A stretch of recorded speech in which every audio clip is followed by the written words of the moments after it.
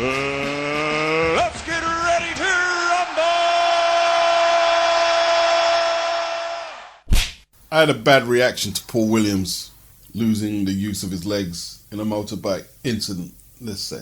All I kept remembering was this video where he was doing these standing jumps up these stairs. I just kept remembering that. And remembering like, damn man, this dude is just some athlete. And then you're watching this young dude. Can't walk no more. I've never ridden a motorbike before, never. Not even a moped. I remember my friend told me to get a moped because it's easy to get around and whatnot, but it's not for me. So David Diamante, DAZN and MATCHROOM ring announcer, was involved in a serious motorcycle accident on Monday while riding on the 3rd Avenue in Brooklyn beneath the Brooklyn-Queens Expressway. He was taken to NYU Langone Heath in critical condition. 3 fractures to his spine. Multiple broken ribs, serious damage to his right knee. 5 hours of surgery on Tuesday, during which 9 screws, multiple rods, and cadaver parts were inserted in his spine. He's fully lucid and said today it's going to be a tough road. It's a bad injury, and getting better will take some time. There will be struggle. He'll have to learn to walk again, and right now there's the risk of complications. But he has a positive attitude and will be back as soon as possible. Everybody in the boxing community is wishing him his best. I was reminded by Cop in 09, not only did Derek Chisora send Deontay Wilder a letter to fight him, he also held a press conference, which Wilder didn't attend. And after getting beaten by Joseph Parker, and Eddie Hearn saying that he thinks Derek will beat Wilder, he said, yeah, he'll go over there. He wants to tour America next. He says he's getting calls from America. Of course they wanted Derek Chisora over there. Their scene needs a crazy Englishman like Derek Chisora. You know, they need someone like that. Someone who's not preoccupied by the O, which has influenced so much of the fighters over there that they seem to almost paranoid to lose the O, you know. And Joshua has paid a tribute to Derek Chisora, who was obviously his mentor when he started boxing at that Finchley gym. He said, this is my OG. He led and leads the way. He's a motivation force for myself and young brothers coming through the ranks. It's important to honor our people while they are still here. At Finchley ABC. At Derek War Chisora, war is war. War is war. War is war. I'm not going to lie. During the fight, I was thinking maybe they need to stop the fight. But that was an overreaction in hindsight. And if anybody knows the channel, I'm not really partial on telling fighters when to retire. It is a difficult position to constantly take, because sometimes it will go against maybe your better judgment, but you got to be consistent. No, I don't like it. If they're passing medicals, they should be allowed to work, just like you are allowed to work if you're fit enough to go to work. I think that's the libertarian in me speaking. I don't like being told what to do. I hate it, being told what to do. You know, I think most boxing fans who have never participated in a ring, there's part of us that wishes that, yeah, we was going in there. But most of us either don't have the talent or the heart to do so. So Derek's like, they do it for us. We complain that these fighters don't show enough heart and don't want to take on all comers and don't want to put it on the line. And when we have the epitome of somebody who does that, we want to get them out. We want to retire them.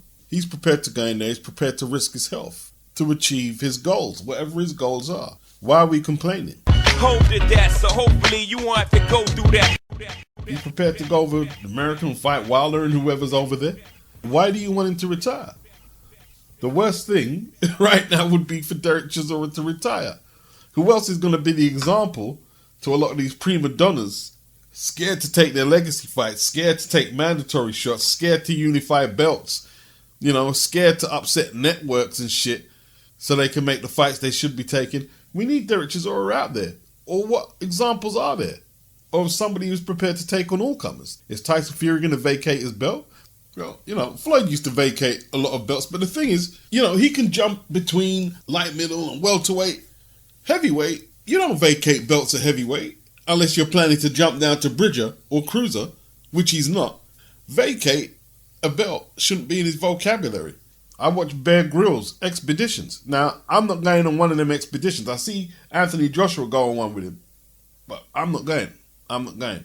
He's risking his life. Do I want him to stop? No. He's getting paid well and he loves doing it. I get to see him do a lot of stuff in demonstrating survival in extreme conditions that I'm not prepared to do. Let him do it. He's getting paid. He likes doing it. Keep going, bro. Forget them EDL Muppets.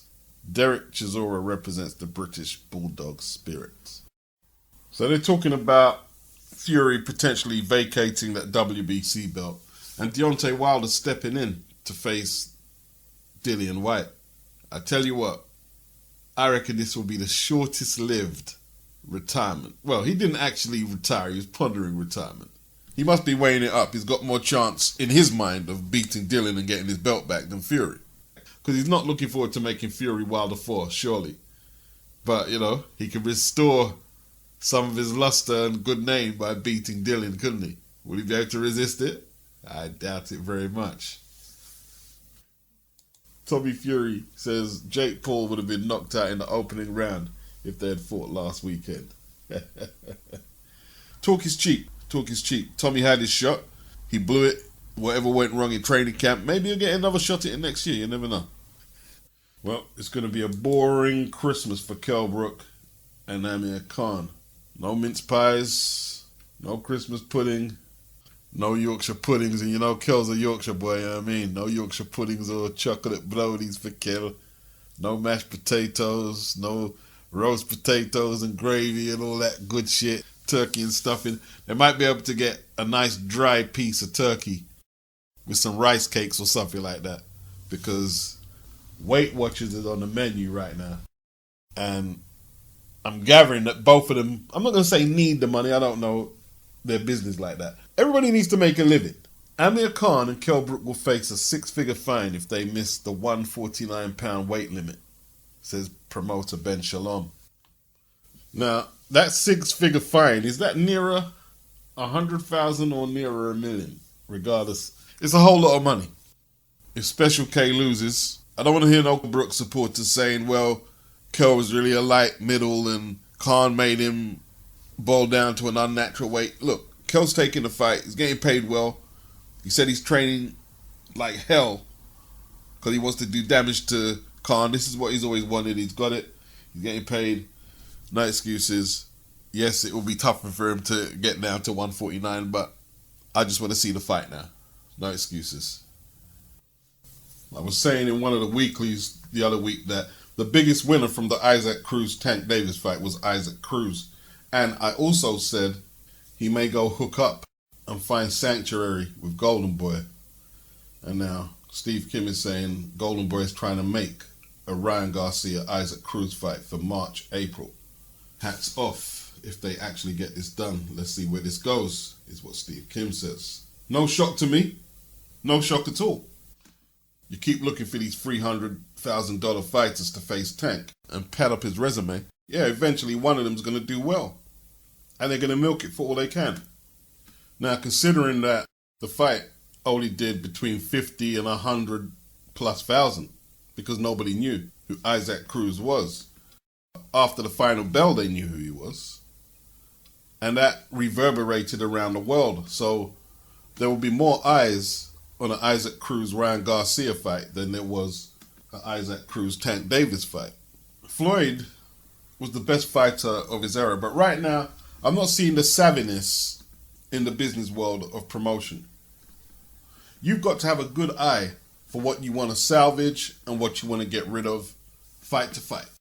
Yesterday's price is not today's price. Now, Cruz was a $300,000 or $500,000 fighter going in. There's little risk that he would beat Tank in a rematch. Tank just got too much skill for him. But Cruz exceeding his expectations would now make for a bigger event in a rematch with Tank. Now, you got to pay him a little extra, but that's boxing. That's promotion. Where's this notion that you can just keep paying $300,000 and be successful? Eventually, if you're ambitious and you really want to hit the high numbers and start developing a boxer, you're going to have to start paying up. So you gave him 3 or 5 last time. Well, next time you give him 6, 7, 8, or maybe $1 million. Whatever's applicable. Knowing this time you're going to sell more pay-per-views. You get Leonard Ellaby to do his motor mouth thing and say, yo, this is the greatest rematch of the century and all that shit. And you sell the rematch. But nope. You just want to dump off Isaac Cruz like, okay, we're done with him. Not realizing that Isaac Cruz now has value. And you've basically sent him home, if you like, to the Mexicans. With GOLDENBOY and Ryan Garcia. That's bad business. And now, you're looking for a new opponent. You're going to try and sell us Rolly. And nobody's going to buy it. Rolly neither has the charisma, and he hasn't shown much in the ring to suggest that he can help shift pay-per-view units. So there's Leonard and there's Floyd. Yeah, we're not going to overpay anybody to fight Tank over this side of the street because they're not worth it. We're just going to use these disposable fighters. We're paying them their 300 grand, their 500 grand, and we're done with it. You've actually helped build up Isaac Cruz on your promotion. And now you're just handing him over to GOLDENBOY so they can make a big fight with Ryan. Why didn't you give this guy an immediate rematch like Floyd did with Marcus Maidana? You are now outsmarting yourself. You said you didn't want to make no other promoters big. Well, if they make this fight and Ryan sparks out Isaac in 1 or 4 rounds and looks more impressive than Tank does, Oscar and Eric Gomez, they're going to be like, to generate money, cha-ching. Or even if you didn't want to do the rematch, why didn't you offer Cruz a contract or see if you could get options on the kid? No, he did none of that. It's just a self-absorbed Tank. You're focusing too much on Tank for a start. Way too much. Way too much. They're mollycoddling Tank and they're potentially ruining anything that a lot of us saw good in Tank. People are, you hate. If only you knew. You actually found Tank a built-in dance partner with Cruz. The next time around in a rematch with Tank, the Mexicans would really be pulling for that guy. Kind of like the Mexicans would pull for their fighter when their fighter was fighting Floyd. And that's how Floyd made a vast sum of his career earnings. Okay, so your man Haley's COMET.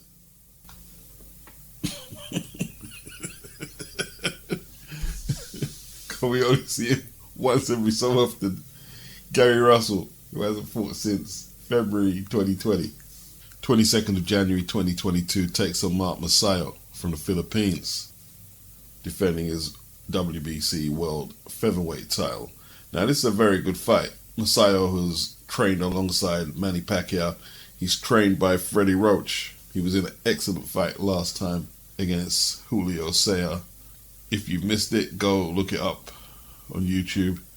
MAGSAYO won by a 10th round knockout. I believe Cesar was hospitalized and it looked pretty grim for him for a while, but he recovered. MAGSAYO, he took a count as well. It was very exciting. He's very exciting. He's got fast hands, decent power. Not a defensive expert, but he does use his legs well. But he can get hit. He's there to get hit. He's active, and he's younger than Gary Russell. He's bigger. You know, Gary's 33 now. MAGSAYO is 26. MAGSAYO's fast, but Gary is very technically adept. Is he going to get caught out? Because he's got away with taking a lot of time out in between bouts for the most part, only losing to Vasyl Lomachenko. Is he going to get caught out? Will age catch up with him? Because it's inevitable. You know, you keep taking them long breaks. You know, somebody to take advantage of potential rust in an aging fighter. But Gary seems to prepare very well for fights. You got to give him that, even though he's very inactive. So that's a very, very good fight. Very good fight. So Al finally gave Gary a fight. Who you got winning in this one? I'm not decided on my pick, to be honest. I like the fight, though. Anyone else think it's a good fight? Let me know. Are there no penalties for missing the weight? The stripping of the title from the undisciplined champion or champagne? Take this man's belt. CASIMERO a few weeks ago was ordered to show cause on why the WBO bantamweight belt should not be declared vacant. He was scheduled to make a mandatory defense against Paul Butler on December the 11th in Dubai. On the day of the official weigh-in, CASIMERO withdrew from the bout, indicating that he was very sick. Now, most people are putting 2 and 2 together, and they're thinking he just couldn't make the weight. The WBO gave him 10 days to submit a medical certification by the hospital institution where he was admitted for medical treatment. He was ordered to provide medical records. Now, Casimero's handlers got the necessary documentation, and the WBO, they're saying it seemed to check out.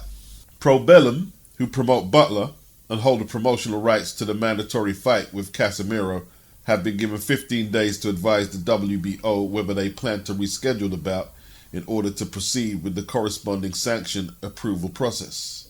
The WBO, they've laid down some ground rules for the mandatory fight, that if Casimero does not attend the official weigh-in for any reason whatsoever, the belt will be declared vacant. If he is injured, refuses to fight, or is unavailable, the WBO belt will be declared vacant. Casimero shall be rated in the WBO bantamweight ratings per the ABC and WBO rating criteria. Now, here's my views on this, right? They're claiming he was so sick that he couldn't turn up to the weigh-in and make a personal appearance. But isn't this setting a template for belt holders who are tight at the weight? Let me not turn up at the weigh-in. My manager and promoter tell me, don't worry about it. We'll sort the documents out. He's a little controversial, this guy. I don't agree with Donaire thinking he's able to make his opponent participate in more drug protocol than what the WBC submit with the clean boxing program. If the CPB isn't doing adequate testing, that's something that boxing needs to investigate. Where's the ABC? But his refusal, at the same time, his refusal not to participate in the VADA testing that Donaire was paying for out of his own pocket, I can't say it doesn't leave a question mark there for me. So he's a bit of a dodgy character, this guy. I like watching him fight, but yeah, he's a dodgy character. 2022. Big year for women's boxing. And it looks like most of the action is going to take place in the UK. Savannah Marshall versus Clarissa Shields. Katie Taylor versus Amanda Serrano. Although that could go to the MSG, actually, in all truth. And it looks like America is getting its act together with the women as well. They slept on it a few years and Eddie swooped in the UK, and Sky have now got Clarissa Shields and Savannah Marshall on the books. That's big. That's big. Eddie's got the likes of Jessica McCaskill, Katie, and many, many more. Many, many more. I'm looking at the Ring Magazine rankings, and it's the first time I've kind of studied the women's rankings. And they have a Ring Magazine champion and a top 5, not a top 10, not a top 15, because the gene pools are not as deep as the men's. Now, the Ring doesn't have Amanda Serrano as the Ring Magazine champion. She's number 1 ranked, according to the Ring. Now, she's got 3 trinkets at featherweight there, and she's going to be moving up to 135 to challenge Katie. So she's going to jump over Michaela Myers' weight class. She's Ring Magazine champion at 130. And it's going to be an interesting year, the winner of Katie Taylor and Serrano against Maya. These are really good fights. Really, really good fights. A lot to look forward to. Amanda's got a lot of KOs there. 30 knockouts in 42 wins. 1 loss and 1 draw. Will that power transfer to 135? Because if it don't, I don't see her outboxing or outfighting Katie at that weight. I don't see it. It's a good fight though. Both women are requesting it. Undisputed. Let's go. Now, Savannah Marshall came down from 168. I believe that's the weight she was campaigning at. That's where she won a belt, a minor belt. And she came down to 160 in 2020 with an impressive display to take the WBO middleweight title from Hannah Rankin. Clarissa Shields, she's held a couple of trinkets at 160 as well, and she's held belts at super welter and super welterweight as well, I believe. But they're going to fight at 160. They both have belts there. I'm assuming that will be for undisputed, I'm not that informed. Does she have all them straps still at 160? She hasn't defended a middleweight title since early 2019, Clarissa Shields. One thing that the rivaling parties and promoters must not do is let this turn into an Errol Spence Crawford situation. It will ultimately lead to the destruction of women's boxing. It just can't afford that. Women's boxing in the last few years has been trading off the fact that a lot of the fights are unified fights. They will fight for undisputed. And if it starts delving in the men's territory about networks, promoters and A-sides, it's done. It's done. It will lose all appeal.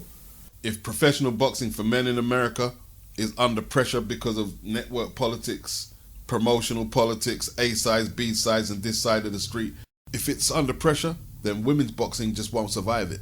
It cannot afford to go down that road. And if the promoters are stupid enough to try some of the stunts that, not just recently, let's not pretend that corruption started 5 or 6 years ago in American boxing.